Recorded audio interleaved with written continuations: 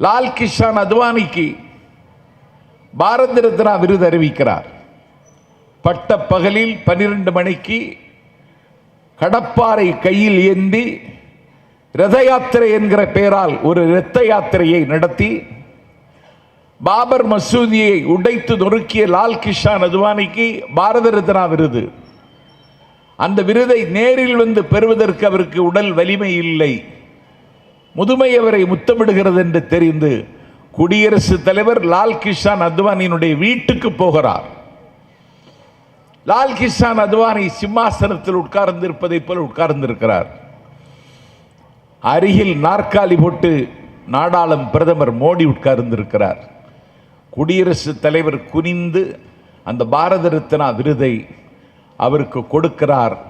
ஒரு பாரத ரத்னா விருதை பெறுகிற அந்த வைபவத்தில் கூட குடியரசுத் தலைவரை உட்காருங்கள் என்று சொல்லுவதற்கு அங்கே நாதி இல்லை. இதுதான் இன்றைக்கு இந்தியா.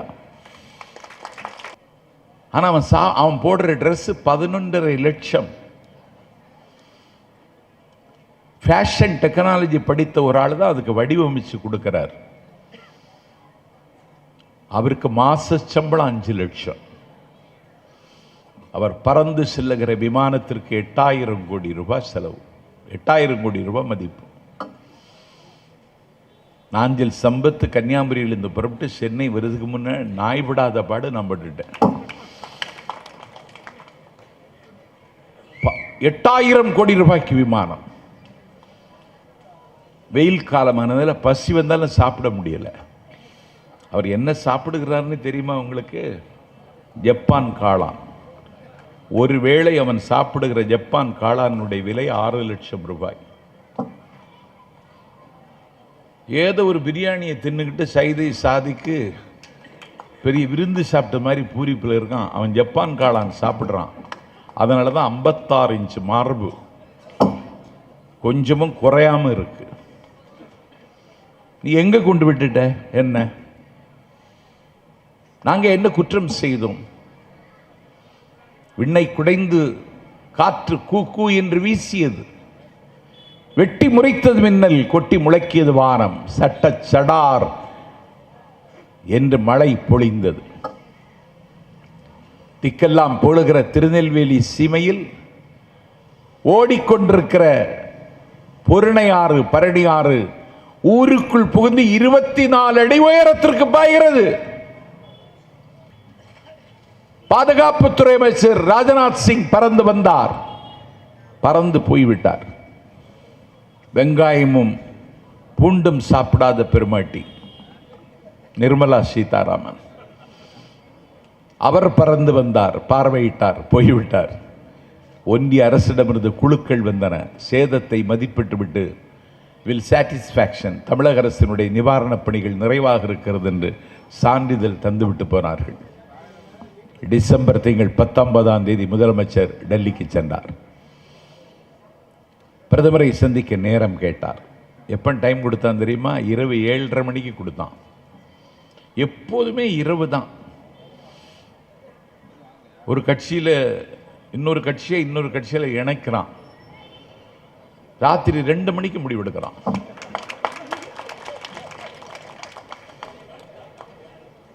பகல் 12 மணிக்கு முதலமைச்சருக்கு நேரம் கொடுத்திருந்தா முதலமைச்சர் சென்னை வெள்ளத்தில் மிதந்து கிடக்கிற சென்னையில் நிவாரண பணியை மேற்கொள்ள வந்திருப்பார். அதை அனுமதிக்க கூடாதுங்கிறதுக்காக இரவு 7:30 மணிக்கு கொடுத்தான். நாங்க சாதனையே செய்யல அப்படின்னு எடப்பாடி பழனிசாமி ரொம்ப வேகமா பேசுறான்.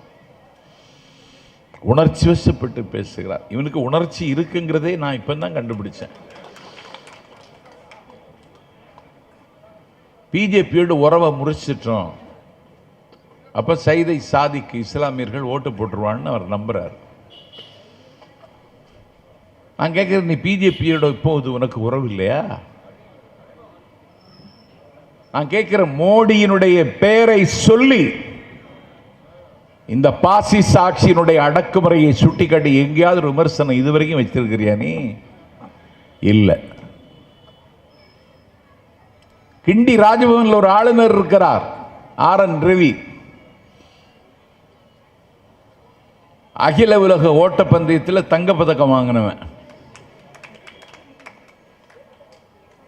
அவன் இந்த நாட்டில் திருக்குறளை மொழிபெயர்த்த ஜி போப்பை ஒரு கிறிஸ்தவன் என்கிற சிமிழுக்குள் அடைக்கிறார்.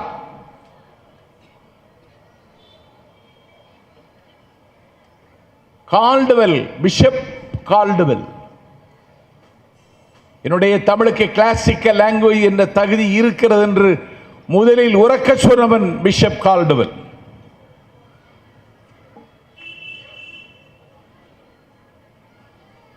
அவரை கிறிஸ்தவன் என்கிறான். என் பெருமைக்குரியவர்களே, எல்லாரையும் மதத்தின் பெயரை சொல்லி, ஜாதியின் பெயரை சொல்லி சிறுமைப்படுத்துகிற காரியத்தை ஒரு ஆளுநர் செய்து கொண்டிருக்கிறார். இதுவரைக்கும் எடப்பாடி ஏன்னு கேட்டிருப்பாரா? கேட்கல. நீ இந்தியாவை வலிமைப்படுத்தினாயா? அருணாச்சல பிரதேசத்தினுடைய உச்சியில் 40 ஊர்களில், இந்தியாவின் எல்லைக்குள் 40 ஊர்களின் பெயரை இன்றைக்கு சைனா, மஞ்சள் நதி கரையில் ஆட்சி செய்து கொண்டிருக்கிற சைனா, சைன மொழியில் இன்றைக்கு அந்த பெயரை சூட்டிவிட்டான். எதிர்வினையாற்றுவதற்கு உங்களுக்கு யோக்கியதை இருக்கிறதா? முதுகெலும்பு இருக்கிறதா? அதையும் தாண்டி கேட்கிறேன், உங்களுக்கு ஆண்மையாவது இருக்கிறதா? பக்கத்தில் இருக்கிற பாகிஸ்தான், அதன் மீது பகை பாராட்டுகிறீர்கள். என் காலடியில் கிடக்கிற இலங்கை, அந்த இலங்கையை உங்களுக்கு நட்பு நாடாக வைத்துக்கொள்ள உங்களுக்கு யோகியதை இல்லை. மாலத்தீவு இந்தியாவின் கையை விட்டு போய்விட்டது. எங்கெல்லாம் இந்தியா தன்னுடைய கொடியை பறக்க விட்டதோ, எங்கெல்லாம் இந்தியா தன்னுடைய சாம்ராஜ்யத்தை விரிவடைய செய்ததோ, அந்த இந்தியா இன்றைக்கு இல்லை. என்ன கேள்வி கேட்டாலும் நேருவின் கல்லறை மீது கல்லறைகிறார்கள். எந்த கேள்வி கேட்டாலும் காவிய தலைவர் கலைஞரின் கல்லறை மீது கல்லறைகிறார்கள். நீ ஏன் இதை செய்யவில்லை என்று கேட்டால் இதற்கு நேருதான் காரணம் என்கிறார். உங்கள் வீட்டில் குழந்தை ஒன்று கருவுற்றாலும் நேருதான் காரணம் என்று சொல்லிவிடுவார்களோ என்று எனக்கு பயமாக இருக்கிறது. அந்த அளவுக்கு தரக்குறைவான விமர்சனம். நேரு இந்தியாவின் விடுதலைக்கு 10 ஆண்டு காலம் சிறை இருந்தவன். மணிப்பூரில் பிஜேபி கட்சி போட்டியிடவில்லை. மேகாலயாவில் பிஜேபி கட்சி போட்டியிடவில்லை. நீ பெண்களை மதிக்கிறாய், சக்தி ஸ்தலம் என்கிறாய். மணிப்பூர் இயற்கை நாட்டியம் செய்கிற மணிப்பூர், மரகத பட்டு போர்த்தியது போன்ற பசுமை குளிக்கிற மணிப்பூர். கும்கி இனத்தை சார்ந்த 2 பெண்கள், அவர்களை நிர்வாணமாக்கி அவர்களின் கறந்த இடத்தையும் பிறந்த இடத்தையும் ஊரார் உலகோர் பார்க்க ஊர்வலமாக அழைத்து வந்து 1000 மெகதி வகுப்பை சார்ந்தவர்கள் அந்த ஊர்வலம் முடிந்ததற்கு பிறகு அந்த மணிப்பூர் பெண்களை சொல்வதற்கு எனக்கு நாக்கு நடுங்குகிறது. ஒரு காட்டில் அழைத்து சென்று திரும்ப திரும்ப வன்புணர்வு செய்தது ஒரு கும்பல். கை கெட்டும் தூரத்தில் இருக்கின்ற மணிப்பூரின் துயரத்தை பார்க்க ஒரு நாள் கூட பிரதம அமைச்சர் இதுவரைக்கும் செல்லவில்லை. நான் இங்கே வந்திருக்கிற தாய்மார்களுக்கு நினைவுபடுத்துகிறேன், உங்களுக்கு இதயம் இருந்தால், உங்கள் இதயத்தில் இரக்கம் இருந்தால், உங்களுக்கு மனம் இருந்தால், உங்களுக்கு மனச்சாட்சி இருந்தால், உங்கள் மனதில் மனிதாபிமானம் என்னும் கொடி பறக்குமானால், உங்களுக்கு கண்கள் இருந்தால், உங்களுக்கு கவலை இருந்தால், அடுத்தவன் படுகிற துன்பம் கண்டு ஒரு சொட்டு கண்ணீர் வடிக்கிற கண்களாக உங்கள் கண்கள் இருக்குமானால், என்னுடைய சகோதரிகளுக்கு மணிப்பூரில் நேர்ந்த கதிக்கு வட்டியும் முதலுமாக கணக்கு முடிக்க பிஜேபி கட்சிக்கு எதிராக வாக்களிப்போம் என்று நீங்கள் ஒரு முடிவெடுக்க வேண்டிய நேரம் இந்த நேரம். ராமர் கோவிலை சொல்லுகிறார்கள். நாஞ்சில் சம்பத் கம்பனுடைய ராமகாதையை எழுத்தண்ணி பிடித்தவன் நான். வட இந்தியாவில் இருக்கிற ராமபக்தர்களை விட தமிழ்நாட்டில் ராமபக்தர்கள் அதிகம். இங்கேதான் 10,000 பாட்டில் கம்பன் தேரெழுந்தூர் கம்பன் ராமகாதையை எழுதினான். திருவெண்ணைநல்லூர் சடையப்பு வள்ளல் அவனுக்கு உதவினான். நீங்கள் ராமருக்கு கோவில் கட்டுகிறோம் என்கிற பெயரால் என்ன செய்கிறீர்கள்? ராமன் என்ன செய்தான்? கைகை வாங்கி வரத்தால் கூனி செய்த சதியால் ராமனுடைய மகுடம் பறிபோயிட்டு அவன் காட்டுக்கு போக வேண்டும் என்று கட்டளையிட்டான் தசரத மகாராஜா. அவன் காட்டுக்கு போன உடனே அவனை வரவேற்றது ஷெட்யூல்டு ட்ரைப். அவனுடைய பேர் குகன், காட்டுவேடன். ராமரை சந்தித்த மாத்திரத்தில் அவருக்கு தேனையும் மீனையும் கொடுத்தான். ஸ்ரீராமனுக்கு மீனை கொடுக்கலாமா, அபச்சாரம் இல்லையா என்று அன்றைக்கும் கத்தினார்கள். ராமன் குகன் கொடுத்த தேனையும் மீனையும் வாங்கி வைத்துக் கொண்டு சொன்னான், அவன் தந்திருக்கிற மீன் கடலின் ஆழத்தில் கிடைப்பது, இது அவனுடைய அன்பின் ஆழத்திற்கு சாட்சி. அவன் தந்த தேன் மலையின் உச்சியில் கிடைப்பது, இது அவனது அன்பின் உயரத்திற்கு சாட்சி என்று குகன் கொடுத்த தேனையும் மீனையும் வாங்கினான் ஸ்ரீராமன்.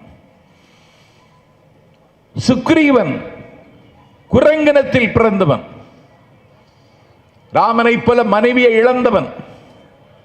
என்னுடைய மனைவி சீதாவை மீட்டதற்கு பிறகுதான், உன்னுடைய மனைவியை மீட்டதற்கு பிறகுதான் என்னுடைய மனைவி சீதாவை மீட்க நான் போராடுவேன் என்றான் ராமன். அந்த குரங்கனத்தில் பிறந்த சுக்ரீவனை தன்னுடைய நண்பனாக ஏற்றுக்கொண்டான் ஸ்ரீராமன். என் பெருமைக்குரியவர்களே, அண்ணன் செய்கிற தவறை நிர்தாட்சியமாக சுட்டி காட்டியவன் தம்பி ராவணன், தம்பி விபீஷணன். ஆனால் ராமபக்தி அவனிடத்தில் இருந்தது. அதற்காக இன்றைக்கு இலங்கை சாம்ராஜ்யத்தை ஆளுகிற பொறுப்பை அன்றைக்கு அரக்கர்குலத்தில் பிறந்த விபீடனனுக்கு கொடுத்தவன் ஸ்ரீராமன். இங்கே ஸ்ரீராமனை கொண்டாடுகிற பக்தர்கள் இருந்தால் நாஞ்சில் சம்பத் கேட்கிறேன், ஒரு காட்டு வேடனை, ஒரு குரங்கனத்தில் பிறந்தவனை, ஒரு அரக்குலகத்தில் பிறந்தவனை தன்னுடைய சகோதரனாக ஏற்றுக்கொண்டான் ஸ்ரீராமன். ஸ்ரீராமன் பெயரால் அரசியல் செய்கிற நீங்கள் இன்றைக்கு இந்தியாவில் என்ன செய்கிறீர்கள்? நீ மணிப்பூரில் தேர்தலில் நிற்க நீ தயாரில்லை. மேகாலயாவில் நீ போட்டியிடவில்லை. நாகாலாந்தில் இல்லை. இன்னும் வலியோடு சொல்லுகிறேன், 10 ஆண்டு காலம் தேர்தல் மறுக்கப்பட்ட கனியுலுங்கும் காஷ்மீரில் இப்போதும் தேர்தல் இல்லை. பயங்கரவாதத்தை கட்டுப்பாட்டுக்குள் கொண்டு வந்து விட்டோம் என்று சொல்லி காஷ்மீர் மக்களுக்கு அட்சயபாத்திரமாக காங்கிரஸ் கொடுத்த 370 பிரிவை தூக்கி தூர எறிந்துவிட்டு இன்றைக்கு காஷ்மீரில் ஒரு குடிமகன் வெளியே வர வேண்டும் என்றால் அவனோடு 30 ராணுவ வீரர்கள் வந்தால்தான் நான் வெளியே நடமாட முடியும் என்கிற அளவிற்கு இருட்டில் இருக்கிறது இன்றைக்கு காஷ்மீர். 10 ஆண்டு காலம் ஆட்சி நடத்திவிட்டு தன்னுடைய சாதனையை சொல்ல முடியாமல் இதுவரைக்கும் 10 ஆண்டு காலத்தில் நீங்கள் பார்த்ததெல்லாம் ட்ரெய்லர் தான், காட்சியே இனிமேல் தான் வருகிறது என்று பிரதமர் இந்த நாட்டில் நீட்டி முழக்குகிறார். ரோடு ஷோ என்கிற பெயரால் இந்த நாட்டில் சட்டம் ஒழுங்கை சீர்குலைப்பதற்கு அவர்களே இன்றைக்கு ஒரு கருவியாக இருக்கிறார்கள்.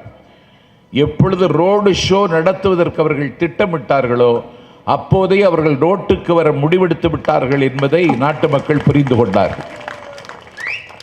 உனக்கு எதற்கு வாக்களிக்க வேண்டும், என்ன காரணத்தை சொல்லி நீ வாக்குகளை கேட்கப் போகிறாய்?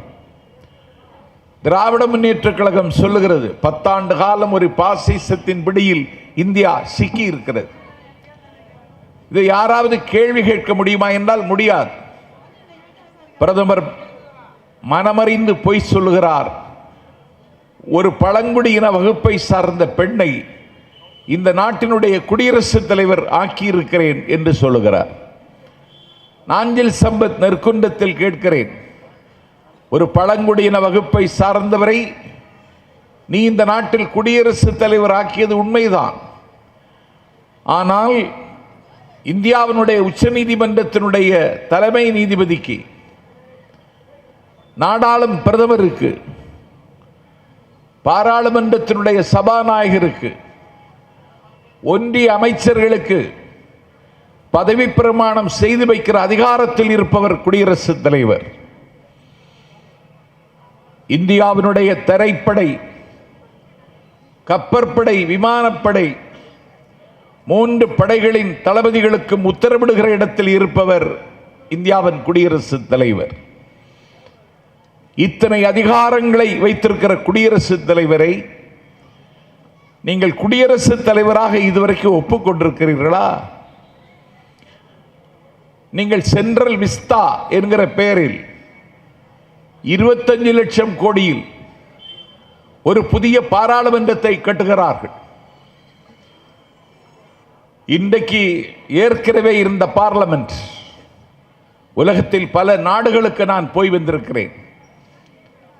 வனப்பும் வசீகரமும் வலிமையும் நிறைந்த இந்திய பாராளுமன்ற கட்டிடத்திற்கு நிகரான பாராளுமன்றம் உலகத்தில் எந்த நாட்டிலும் இல்லை.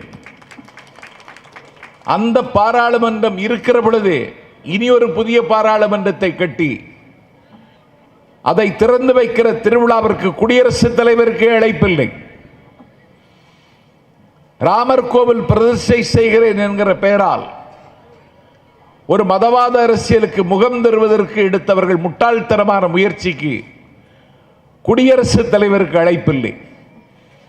குருமகா சன்னிதானங்களை அழைக்கிறார்கள், குடியரசுத் தலைவரை அழைக்க மறுக்கிறார்கள். இது சட்டத்தின் ஆட்சி தானா? ஏன் இவர்கள் திமுகவின் மீது திரும்ப திரும்ப தாக்குகிறார்கள் என்று பார்த்தால், இந்தியா கூட்டணி ஒன்று அமைவதற்காக அகரம் எழுதியவன் கலைஞர் பெற்ற பிள்ளை ஸ்டாலின் என்பதுதான் அவருடைய ஆத்திரத்திற்கு காரணம். ஒரு புறம்போக்கை போல, ஒரு போக்கிரியை போல உயர்ந்த பதவியில் இருக்கிறவர்கள் இப்படி தரம் தாழ்ந்து பேசுகிற அரசியலை தமிழ்நாட்டில் நான் இன்றைக்குத்தான் பார்க்கிறேன். நாங்கள் இன்ன சாதனை செய்தோம், எங்கள் அணிக்கு வாக்களியுங்கள் என்று அவர்கள் கேட்டால் அதிலே நியாயம் இருக்கிறது. ஆனால் திமுகவை தீர்த்து கட்ட வேண்டும் என்கிற வெறியோடும் வன்மத்தோடும் தான் இன்றைக்கு அவர்கள் பேசி வருகிறார்கள். திமுகவை தீர்த்து கட்ட வேண்டும் என்று திட்டம் போட்டவர்கள் எல்லாம் சாட்சி இல்லாமல் செத்திருக்கிறார்கள் என்பதுதான் திமுகவின் வரலாறு. இன்றைக்கு ஏன் இப்படி பேசுகிறார்கள்? நாங்கள் மட்டும்தான் உண்மையை உறக்கச் சொல்லுகிறோம். வாக்காளர் பெருமக்களுக்கு மிகுந்த கவலையோடு ஒன்றை பதிவு செய்கிறேன். நாடாளுமன்ற தேர்தல் தேதி அறிவிக்கப்பட்டுவிட்டது. தேர்தல் ஆணையம் தேர்தலை வெற்றிகரமாக நடத்துவதற்கு வீகம் வகுத்து வீதிக்கு வந்துவிட்டது. தேர்தல் நடைமுறைக்கு வந்ததற்கு பிறகு Delhi north, Delhi south, Delhi west 3 மாநகராட்சிகளை கையில் வைத்திருக்கிற ஆம் ஆத்மி கட்சி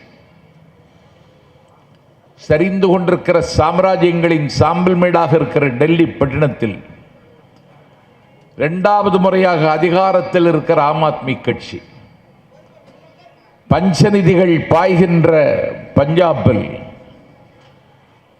அதிகாரத்தில் இருக்கிற ஆம் ஆத்மி கட்சி, அந்த கட்சியினுடைய தலைவர் தேர்தல் நடைமுறைக்கு வந்ததற்கு பிறகு அவர் முதலமைச்சர் பொறுப்பில் இருக்கும் பொழுது கைது செய்யப்பட்டு திகார் சிறையில் இன்றைக்கு அடைக்கப்பட்டிருக்கிறார்.